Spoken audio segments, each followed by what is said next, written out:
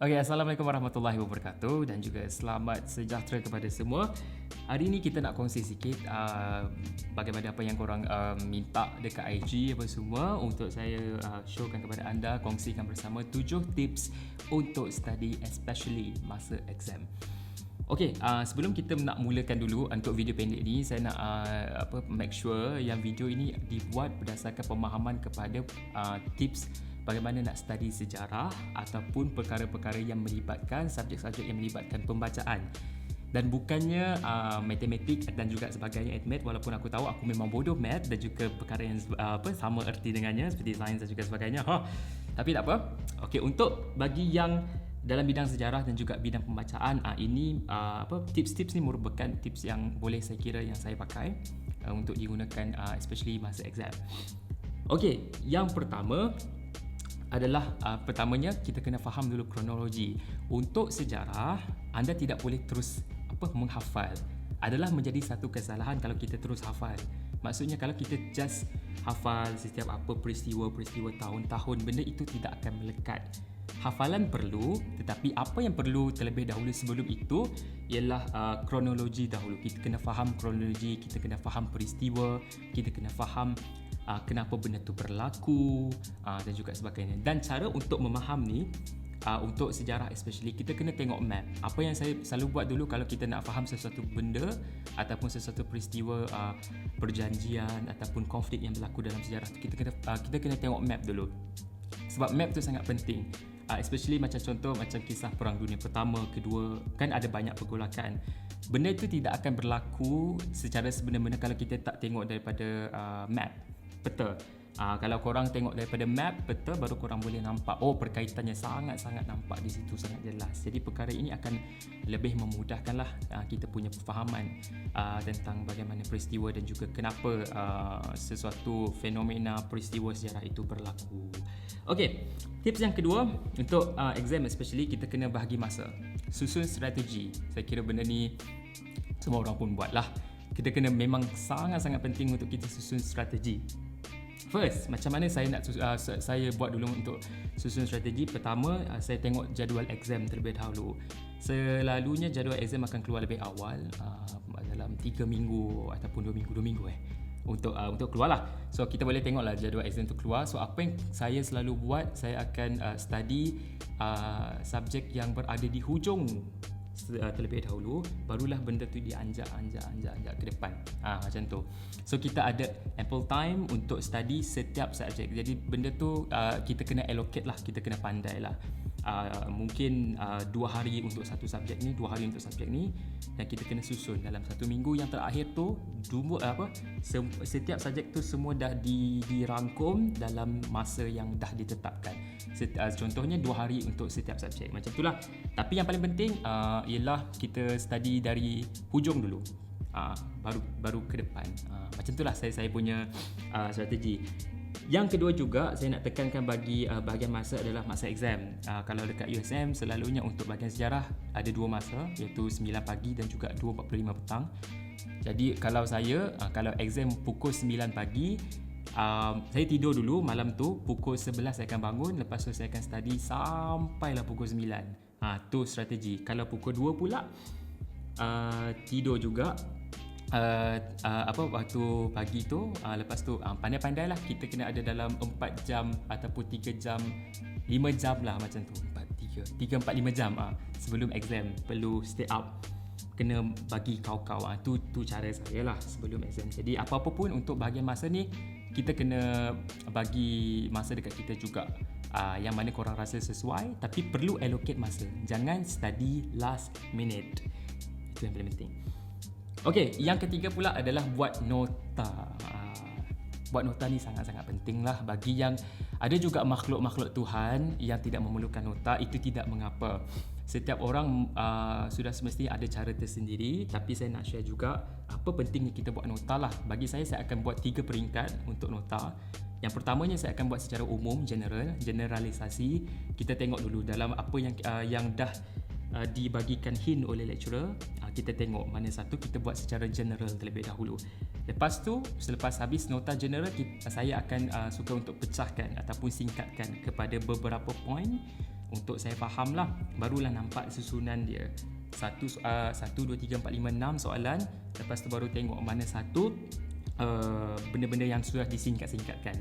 Selepas habis yang kedua, iaitu kita pecah dan singkatkan, saya selalunya akan buat mind map. Artinya benda yang besar kita makin fokuskan menjadi lebih kecil untuk kita senang nak faham lah. Lagi jimat masa sebab kita akan tengok macam benda ni yang aku pernah baca dulu. So ingat 3 peringkat: general, lepas tu pecahkan dan singkatkan, selepas tu baru kita buat mind map. Okey, selepas habis yang tu, step yang keempat yang saya buat adalah uji hafalan. Apa yang saya selalu buat, saya akan ambil kertas kosong dan saya akan tulis balik mind map. Ataupun kalau tak suka mind map, kita ambil singkatan-singkatan daripada ayat yang depan-depan. Yang depan-depan tu lah. So kita type macam mantra sendirilah. Barulah kita dapat tengok mana satu yang kita dah hafal tadi. Jadi tak perlu nak buang masa, tak perlu kita nak menelaah balik. Selalunya saya tengok ramai orang study, dia akan kumpul banyak-banyak, lepas tu baca balik banyak-banyak. Sebab itulah muncullah istilah makin kita banyak study, makin bodoh rasanya. Especially masa exam. Saya faham itu. Sebab benda ni berlaku sebab kita main baca je. Kita main baca semua benda yang stock. Pile of papers dibaca-baca sampai berkali-kali. Benda tu tak akan meresap bagi saya lah. Mungkin boleh dipraktikkan oleh orang, tapi kalau boleh, kalau kita nak lagi berstruktur cara pemikiran kita adjust dan juga bagi-bagi yang macam saya kemukakan tadilah untuk kita nak uji hafalan. Saya selalu buat kalau dekat-dekat masa nak exam tu, dekat-dekat pukul 9 ataupun dekat-dekat pukul 2.45, akan adalah kertas-kertas yang melekat di dinding sambil berdiri macam tu. Lepas tu kita tulis macam tu. So kita akan keep on going, benda tu masuk dalam kepala untuk short term memory. Macam tu lah. Okay, tips yang kelima, ni antara yang penting jugalah. There is no shortcut.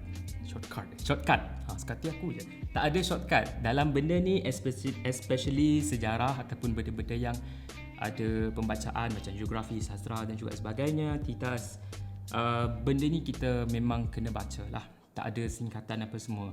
Kalau yang saya nyatakan tadi, kalau kita nak cepat lagi untuk faham, kita tambah juga dengan bantuan dan juga sokongan visual. Kalau tak pun kita praktis tangan. Praktis tangan tadi maksud saya macam tulis balik. Sebab memang kalau kita kajian dari segi psikologi pun ada kata yang kalau kita nak synapse kita antara kita punya sel otak tu lah nak senang, nak cepat ingat, lepas tu kita kena praktis juga dengan tangan ataupun tangan lah, sebab dalam exam pun kita akan guna tangan kan, takkan kau nak guna kaki tulis exam kan. Lepas tu kalau guna tangan, kita dah praktis awal dah, kita tulis banyak macam tu. So kita dah macam saraf-saraf dekat sini dengan otak dah macam dah biasa. Jadi macam kalau kita terus praktis dengan benda tu, jadi badan kita dah immune dan juga senang untuk kita hafal, senang juga kita nak luahkan dah semasa exam tu. Sebab tu kalau boleh praktis lah, sebab dalam exam 3 jam dengan soalannya sangat-sangat banyak juga pages, lepas tu mesti sangat-sangat penat. Patutnya kita kena praktis awal lah, nanti taklah terkejut masa exam tu dah lah dengan keadaan yang sejuk kan. Okey, yang tips yang keenam, ni bagi sesiapa yang nak berjaya betul-betul lah, tak adalah. Okey, tips yang keenam, do extra kalau nak dapat A. Maksudnya kalau korang memang nak dapat A, korang memang nak aim A solid adalah sangat susah tapi tak mustahil. Jadi macam mana kita nak dapat A, kita kena buatlah do extra. Kalau orang lain macam dia baca ada daripada 1-2 sumber, kita mungkin tambah lagi macam 10 ke 15 sumber macam tu. Jadi macam ataupun sumber-sumber yang lain. Saya tengok selalunya orang malas nak ambil sumber dari English dan sebagainya. Jadi macam sebab English ni susah. Saya faham sebab tu bukan kita punya mother tongue, tapi cuba kita expose diri kita kepada benda tu. Lambat laun benda tu akan jadi biasa juga. Apa yang menjadikan ianya satu yang baik adalah kita step up daripada orang lain. Jadi lecturer pun akan tengok, budak ni dia punya pattern soal jawapan lain daripada orang lain. Jadi benda tu dia akan menyumbang sedikit sebanyak kepada macam mana kita nak dapat A solid lah. Lecturer pun tengok macam wow budak ni. Itu antara tips saya, dan anda pun juga boleh praktikkan dalam esei-esei anda. Macam itulah. Okey. Kalau nak A, buat lebih banyak daripada orang lain ataupun buat lain pada lain. Okey, tips yang ketujuh, yang paling penting antara semua tips ni adalah kita perlu share dengan kawan-kawan. Kalau nak ingat cepat benda tu, kita try untuk explain dengan kawan-kawan. Ada juga kawan yang masih terkapai-kapai, ya. Kita faham sebab hidup dekat universiti ni ada banyak benda yang kita perlu buat. Jadi antara benda yang perlu kita tolong, kawan yang minta tolong, kita tolong. Maksudnya kalau kita baca dulu bagi faham, lepas tu kita share dengan kawan-kawan. Make sure apa yang kita faham tu tidak sesat lah. Takutnya menjadi ajaran sesat kepada yang lain. Jadi kalau kita share tu, kita akan lebih mudah faham. Benda ni saya rasa semua orang tahu, sebab setiap kali korang share memang orang akan korang sendiri akan lebih faham, sebab benda tu dah bermain di kepala berkali-kali. Lagi satu juga, share ni adalah kita boleh kata macam sedekah lah kepada kawan-kawan kita juga. Kalau ada pasal ilmu lebih tu, kita bagi tahu kat semua orang. Kita share sama sendiri. Jadi orang kata macam mana, kalau kita mudahkan kerja orang, insya-Allah Allah akan memudahkan juga kerja kita. Jadi benda itulah yang saya titipkan dalam hati dan juga sanubari gitu. Sebab itulah insya-Allah kalau kita selalu share dengan kawan kita, tak kedekut dengan ilmu, dapat je perbincangan dengan lecturer, terus kita bagi tahu, share juga dengan kawan-kawan yang lain, insya-Allah hidup kita juga, especially dalam subjek tu, mungkin akan dipermudahkan segala urusan. Saya rasa itu saja untuk 7 tips bagi belajar sejarah untuk hari ini. Jadi saya harap benda ni berguna untuk anda, especially yang berada di universiti sekarang, masih lagi bergelar sebagai seorang pelajar. Jadi saya harap benda ni korang boleh praktik. Apa-apa pun, setiap orang ada dia punya cara untuk belajar. Jadi cari cara untuk yang sesuai kepada anda. Jangan paksa diri anda. Make sure anda cuba dulu. Tapi kalau boleh, jangan terlalu malas. Kalau kita rasa macam grade kita setakat ni, kita try untuk ubah cara kita belajar untuk kita step up. Macam tu yang saya buat. Kita kena step up sikit. Jangan duduk dalam comfort zone. Itu saja daripada saya, 7 tips untuk study masa exam. Semoga berguna kepada anda.